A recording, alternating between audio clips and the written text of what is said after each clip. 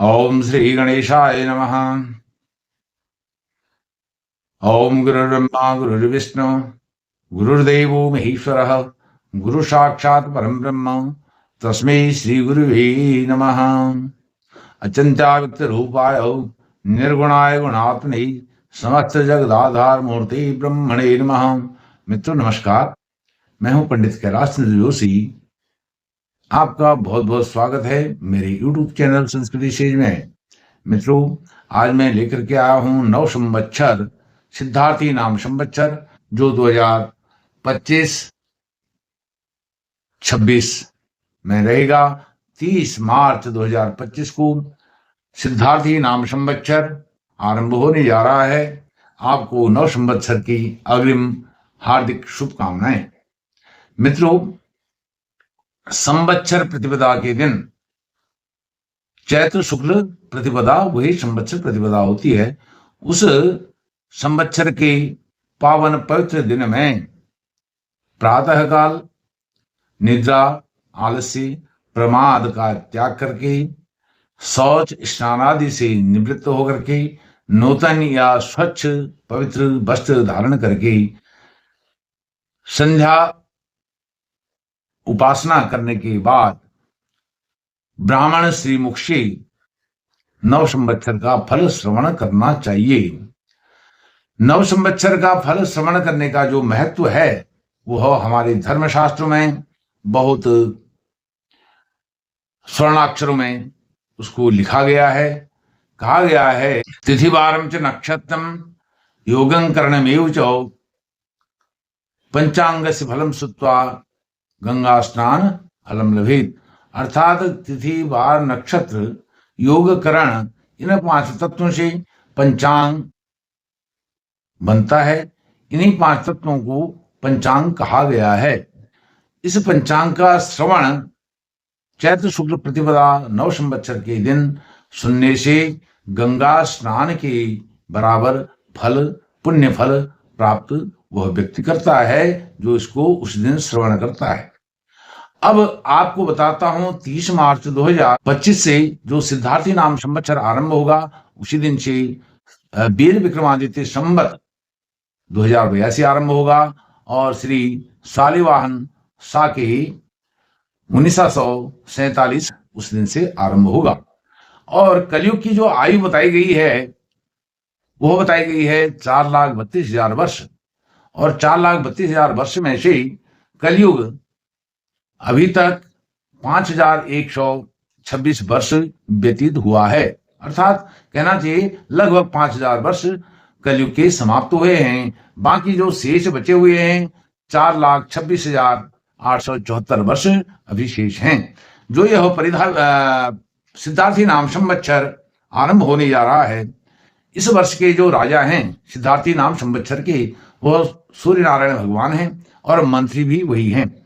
राजा और मंत्री का कॉन्सेप्ट इस प्रकार से है कि जिस बार के दिन संवत्सर प्रतिपदा होती है वह बारेश अर्थात सूर्य नारायण भगवान अर्थात रविवार 30 मार्च को हो रहा है, तो सूर्य उस वर्ष के उस संवत का जो वर्ष होगा, संवत्सर का वर्ष होगा, उसके राजा सूर्य नारायण भगवान होंगे। 14 अप्रैल को बैसाखी हो रही है, विश्वत संक्रांति। तो विश्वत संक्रांति भी जो है रविवार में ही प्रवृत्त हो जा रही है, लेकिन वैसे देखा जाए 14 अप्रैल को सोमवार है, लेकिन यह कंट्राडिक्टरी हो रहा है। इसमें विरोधाभास आपको लग रहा होगा, लेकिन जो बार प्रवृत्त होता है 13 तारीख सूर्योदय को रविवार आरंभ हो रहा है, प्रवृत्त हो रहा है, तो 14 तारीख सूर्योदय जब तक नहीं होता है रविवार ही रहेगा। इसलिए जो सूर्य नारायण भगवान का संक्रमण हो रहा है, संक्रमण के से ही संक्रांति बनी हुई है, विश्व संक्रांति। अर्थात जब सूर्य नारायण भगवान मेष राशि में जाते हैं तो विश्व संक्रांति या बैसाखी कहलाती है।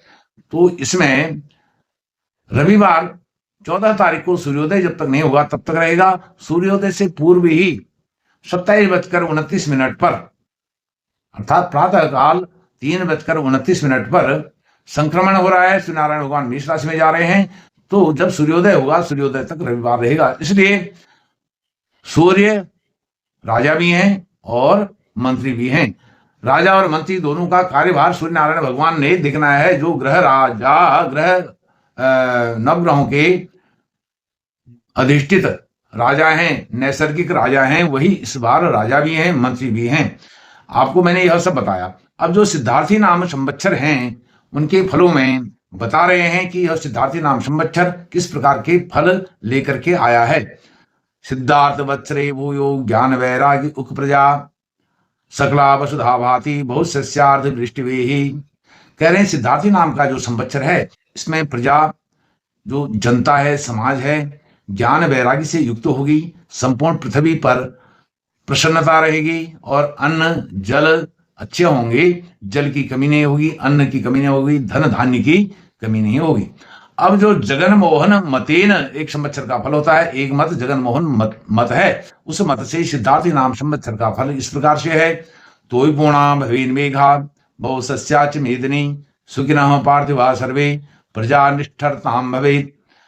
जगन मोहन मत से इस संवत्सर का फल बता रहे हैं। वर्षा अच्छी होगी, पृथ्वी अन्नपूर्ण होगी, राजा सुखी होंगे तथा प्रजा की सेवा में राजा लोग, बड़े अधिकारी लोग तत्पर रहेंगे, तैयार रहेंगे। किसी भी प्रकार की असुविधा समाज में शासन प्रशासन को लेकर के नहीं होगी।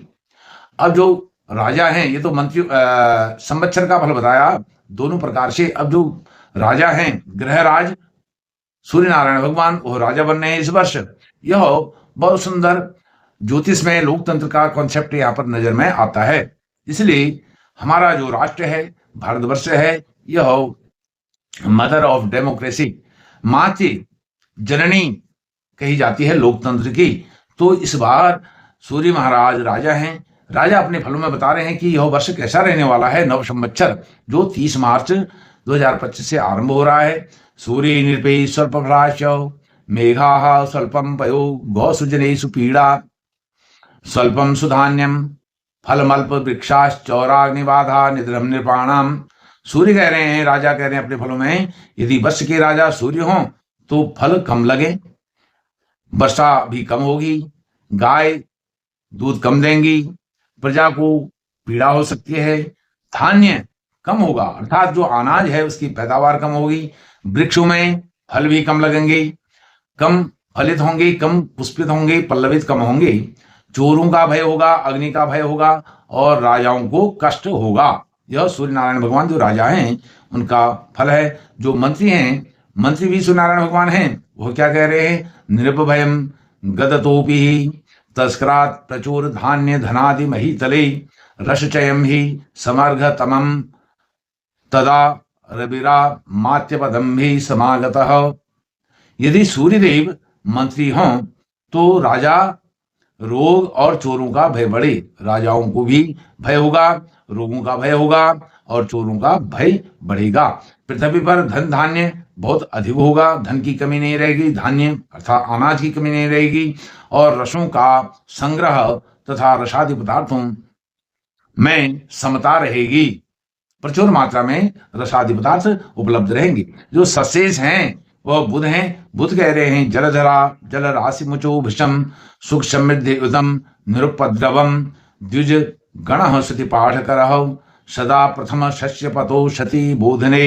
यदि बुध सशेष हो तो बादलों द्वारा अच्छी वर्षा हो, सुख व समृद्धि की अभिवृद्धि हो, विप्रजन ब्राह्मण वेद पाठ में तत्पर रहें। जो धान्येश हैं, अनाज के फसलों के स्वामी हैं, वह हैं चंद्रमा। चंद्रमा अपने फलों में कह रहे हैं चंद्रे धान्यादि भी जाते प्रजावृद्धि प्रजायते गोधूमा सर्षपाश्चैव गोसुखीरम तदा बहु। यदि चंद्रमा धान्यादि हों, धान्य के अनाज के स्वामी चंद्रमा हों तो प्रजा में उत्पत्ति अर्थात जनसंख्या में वृद्धि होगी, जनसंख्या अधिक होगी अर्थात बच्चे अधिक जन्म लेंगे।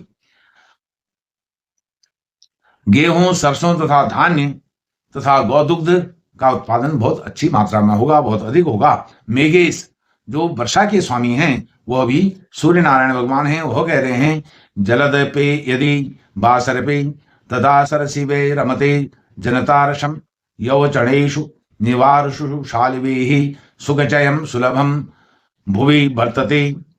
यदि वर्षा के स्वामी सूर्य नारायण भगवान हों तो जौ चना, गन्ना, निवारो और धान का उत्पादन अच्छा होगा, पृथ्वी पर सुख शांति बनी रहेगी। ऐसा जो वर्षा के स्वामी हैं वह बता रहे हैं। जो रस पदार्थ के स्वामी हैं वह शुक्र हैं। रस पदार्थ के स्वामी शुक्र कह रहे हैं, यजन याजन गो उत्सव कोत्सुका जनपदा जलतो शीतमानसाः सुख सुभिक्ष सुमोदवती धराधरणी पाहा हत पाप गणप्रियाः। शुक्र नारायण यदि रस पदार्थों की रसों के स्वामी हों तो लोग पूजा पाठ तथा यज्ञ उत्सव आदि करने में उत्सुक रहें और प्रजा आनंदित रहे। धराधाम में सुख सुभिक्ष तथा हर्ष का वातावरण रहेगा और राजा लोग पाप से रहित होंगे, निष्पाप होंगे राजा लोग। यह बड़ी बात है। जो निरशेष हैं, जो निरस पदार्थ हैं, धातु हैं, इनके स्वामी बुध हैं। बुध कह रहे हैं, चित्तवस्थादिकम चैव शंख चंदन पूर्वकम अर्धवृद्धि प्रजाई तो निरशेषु बुधो। यदि बुध निरस पदार्थों के स्वामी होते हैं तो रंग बिरंगे वस्त्र और शंख चंदन रत्न आभूषण आदि सस्ते होंगे। जो फलों के स्वामी हैं, जो फल हम खाते हैं, फलों के स्वामी हैं, फल और सब्जियां इनमें दोनों आ जाती हैं, इनके स्वामी शनि महाराज हैं। शनि महाराज अपने फलों में बता रहे हैं, यदि शनि ही फलपः फलदा भवे जनित पुष्प गणस्य दमः सदा हिम भयंबर तस्कर जंतु भीर जनपदो गदराशि महाकुलः। शनिदेव यदि फलों के स्वामी हों, सब्जियों के स्वामी हों तो फलों की हानि होती है। वृक्ष में पुष्प निष्फल हों, पुष्प तो लगेंगे लेकिन उन पर फल नहीं लगेंगे। बर्फ अर्थात हिमपात का भय बना रहेगा। चोर आदि का भय भी मनुष्यों में बना रहेगा और अनेक नई नई बीमारियां भी उत्पन्न हो सकती हैं। जो बीमारियां आज तक देखने सुनने में नहीं आए हैं, जिनका नाम भी लोग नहीं जानते हैं, ऐसी बीमारियां भी हो सकती हैं जो फली शनि हैं, ऐसा बता रहे हैं। दुर्गेश धनेश, धन के स्वामी जो वित्त है, अर्थ है, वित्त मंत्रालय है, वह मंगल के पास है। जो धरणी पुत्र हैं, भूमि पुत्र मंगल हैं, वह धन के भी स्वामी हैं। असम मौल्य करो धरणी सुतः सरदिताप कर तुष धान्य हृत शशिमासी भवे द्विगुणम तथा नरपति जनशोक विधायक। कह रहे हैं भौम महाराज जो वित्त मंत्री हैं, वह कह रहे हैं तेजी मंदी का रुख बना रहेगा। न अधिक तेजी होगी न मंदी होगी। जौ गेहूं की खेती का नाश होगा। मार्गशीर्ष मास में पूर्व से संग्रहित वस्तु में दुगना लाभ होगा और राजा शोकदायी होंगे। दुगना लाभ होगा अर्थात जो चोर बाजारी करते हैं, इकट्ठा कर लेते हैं और फिर बेचेंगे मार्गशीर्ष में, तो उनको बड़ा लाभ होगा, जिसके कारण जो राजा शासक प्रशासक हैं वह चिंतित होंगे। जो दुर्गेश हैं, रक्षा मंत्री हैं, रक्षा मंत्रालय का कार्यभार भी शनि महाराज के पास है। यह कह रहे हैं रविसुते गढ़पालिनी विग्रहे सकल देश गताश्च चलिता जनाः विविध वैधि विशेषतः नागराः किसी धनं सलभे मुषितम भुवि।